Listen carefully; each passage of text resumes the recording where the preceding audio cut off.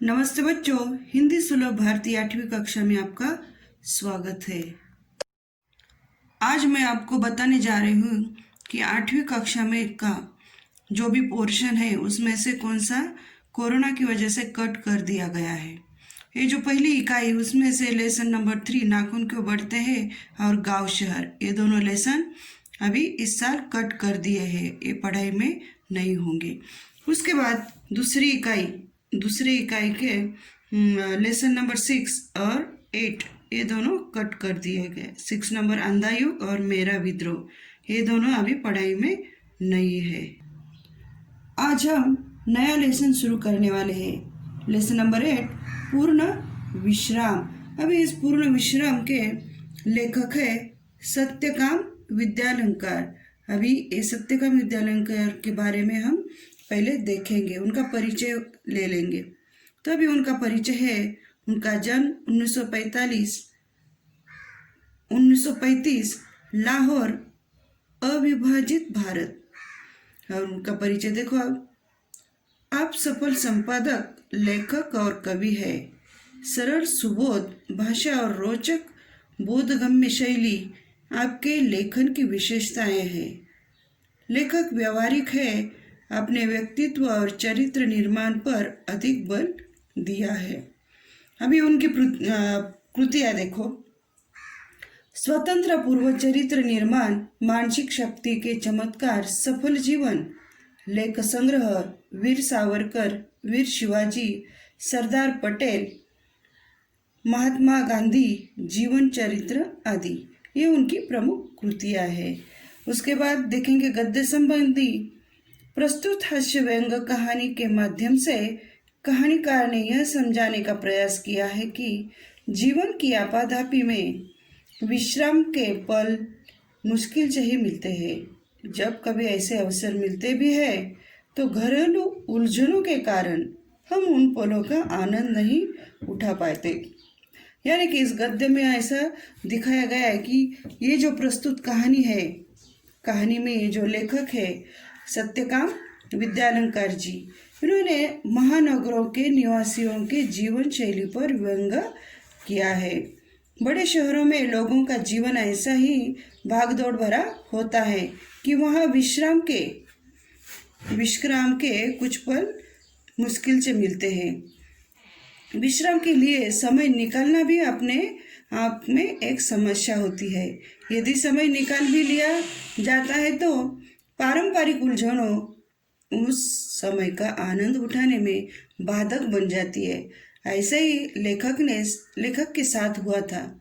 Doctor के परामर्श पर चलते हुए लेखक बड़ी कठिनाई से जुहू पर 2 दिन विश्राम करने का कार्यक्रम बनाते हैं, परंतु घर की चिंता के कारण वहाँ से उन्हें उल्टे पांव वापस आना पड़ता है।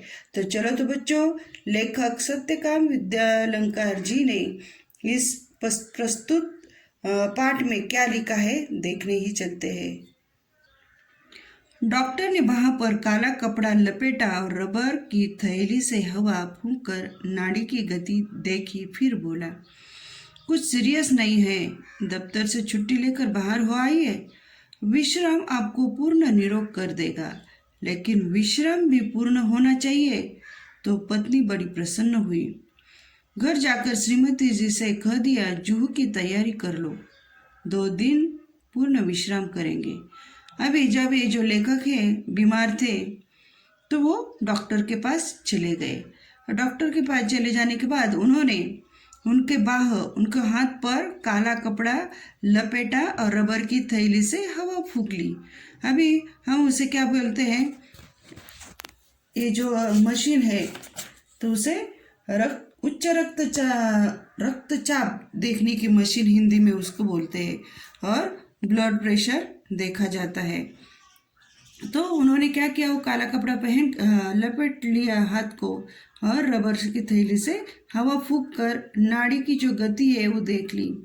उन्होंने डॉक्टर ने बोला कुछ सीरियस नहीं है, कुछ खास नहीं है, क्या करो तुम दफ्तर से छुट्टी ले लो और विश्राम के लिए कहीं तो भी घूम के आ जाओ। अभी इधर निरोग यानी रोग रहित, मतलब आपको कुछ रोग नहीं है और अगर विश्राम करोगे तो आप एकदम टकाटक हो जाएंगे। इसलिए लेकिन विश्राम भी पूर्ण होना चाहिए। उन्होंने बोला कि ये जो विश्राम ले रहे हैं आप वो भी पूरा होना चाहिए, पूर्ण होना चाहिए। नहीं तो विश्राम तो बोलने के लिए है लेकिन कुछ ना कुछ काम चालू है, ऐसा नहीं तो बिल्कुल कुछ काम नहीं, खाली विश्राम। तो पत्नी बड़ी प्रसन्न हुई, उनकी जो वाइफ है उनकी पत्नी बहुत खुश हो गई कि विश्राम लेने का चांस मिल रहा है। घर जाकर श्रीमती से कह दिया, जुहू की तैयारी कर लो, हम 2 दिन पूर्ण विश्राम करेंगे। और ये जो राइटर है, लेखक है, उन्होंने घर जाकर अपनी पत्नी से कह दिया कहाँ जाने का है, जुहू पर। कहाँ जा रहे हो 2 दिन के लिए विश्राम के लिए? जुहू पर। एक दिन बाद पूर्णिमा भी थी और जब उन्होंने तय किया जाने का तो उसके एक दिन बाद पूर्णिमा बना पूनम की रात। चांदनी रात का मज़ा जुहू पर ही है। एक दिन पहले आधी रात से ही उन्होंने तैयारी शुरू कर दी। तो 2 बजे का अलार्म बेल लग गया। स्वयं वह 2 से पहले ही उठ बैठी और कुछ नोट करने लगी। अभी जाने का तो तय हो गया जुहू पर, और एक दिन बाद पूनम की रात थी। और ऐसे बोला जाता है कि जुहू पर पूनम के रात में बहुत मज़ा आता, बहुत मस्त सीन रहता है। इसलिए उन्होंने उधर जाने का प्लान रख लिया। और एक दिन पहले उन्होंने क्या किया, ये जो लेखक है उसकी पत्नी ने रात में क्या किया, जाने की तैयारी शुरू कर दी। रात के 2 बजे का अलार्म बेल लगा दिया था और खुद उनकी पत्नी 2 बजे से पहले, अलार्म बजने से पहले उठकर कुछ नोट करने लगी थी। श्रीमती जी ने इन सब कामों की सूची बनाकर मेरे हाथ में दी। गैरेज में पहुंचकर श्रीमती जी ने मोटर में हवा भरने की पिचकारी, ट्यूबवेल, रबर सॉल्यूशन, एक गैलन इंजन ऑयल आदि चीज़ें और भी लिखी थी। दिन भर दौड़ धूप करके पायधुनी से मिस्त्री लाया। सुबह से शाम हो गई मगर शाम तक 4 में से 2 खिड़कियां की चटखनियाँ भी नहीं कसी गई। मोटर के लिए जरूरी सामान लाते लाते रात तक दिल की धड़कन दुगनी हो गई। लेखक की जो पत्नी है उन्होंने रात को 2 बजे से पहले उठकर ही जो कुछ नोट करके रखा था उस काम की सूची उन्होंने बना दी थी। और श्रीमती ने जब सब कामों की सूची बनाकर लेखक के हाथ में दे दी, तब गैरेज में पहुंचकर श्रीमती जी ने मोटर में हवा भरने की पिचकारी, ट्यूबवेल, रबर सॉल्यूशन, एक गैलन इंजन ऑयल आदि चीज़ों का भी लिखी थी। तो गाड़ी से जाने वाले थे तो जो जो चीज़ें चाहिए उन्होंने सब वो सूची में लिखा था। अभी लेखक बोल रहे हैं कि दिन भर दौड़ धूप करके पायधुनी से उन्होंने मिस्त्री लाया।